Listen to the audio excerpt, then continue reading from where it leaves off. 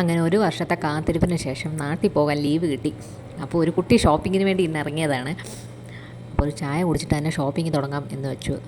ഞങ്ങളുടെ വർക്ക് ചെയ്യുന്ന പ്ലേസിൽ നിന്നും മെയിൻ സിറ്റിയിലോട്ട് പോകാൻ ഒരു 1.5 മണിക്കൂർ ഡിസ്റ്റൻസ് ഉണ്ട്. അപ്പം ഞങ്ങളൊരു ക്യാബൊക്കെ ബുക്ക് ചെയ്ത് അങ്ങോട്ട് പോയിക്കൊണ്ടിരിക്കുന്ന വഴിയാണ്.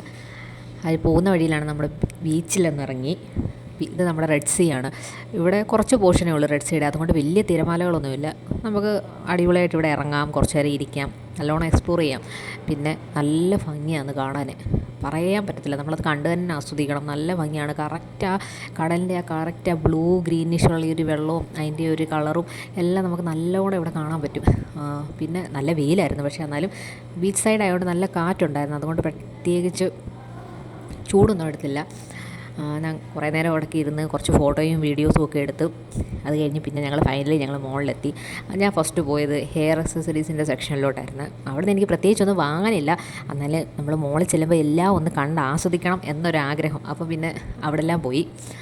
പിന്നെ ഇങ്ങനെ നോക്കി ഇരിപ്പ് കൊണ്ട് പോയിക്കൊണ്ടിരുന്ന വഴിയിൽ എനിക്ക് നമ്മുടെ ഒരു ചെമ്പരത്തിയുടെ പൂവിലൊക്കെ ഒരു പിങ്കിഷ് ഓറഞ്ച് ഷെയ്ഡിലൊരു ക്ലച്ചർ കണ്ട് അതെനിക്ക് ഒത്തിരി ഇഷ്ടപ്പെട്ടു. അത് ഞാൻ ഒരെണ്ണം എടുത്തിട്ടുണ്ടായിരുന്നു.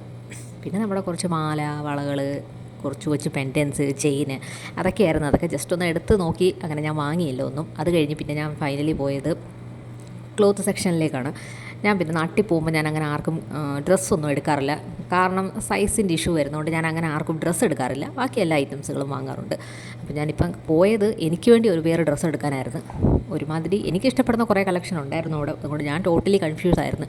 അങ്ങനെ പിന്നെ എൻ്റെ ഫ്രണ്ട്സുകൾ തന്നെ എനിക്ക് ഒരു പേര് ഡ്രസ്സ് എടുത്ത്, ഞാനൊരു ക്രോപ്പ് ടോപ്പും ഒരു ബ്ലാക്ക് കളർ പലാസോയും എടുത്ത്.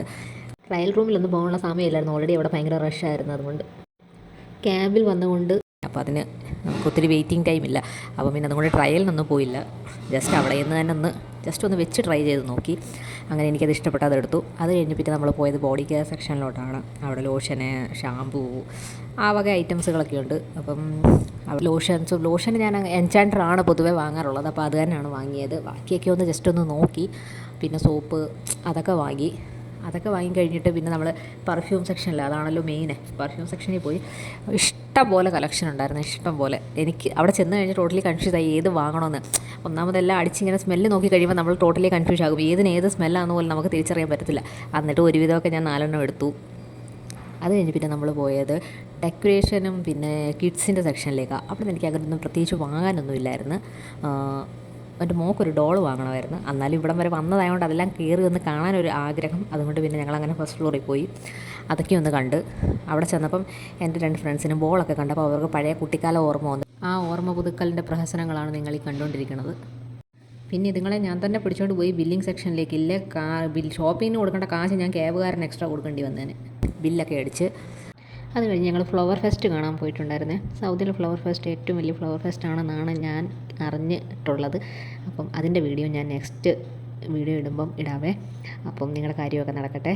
നമുക്ക് പിന്നെ കാണാം. Okay, bye bye.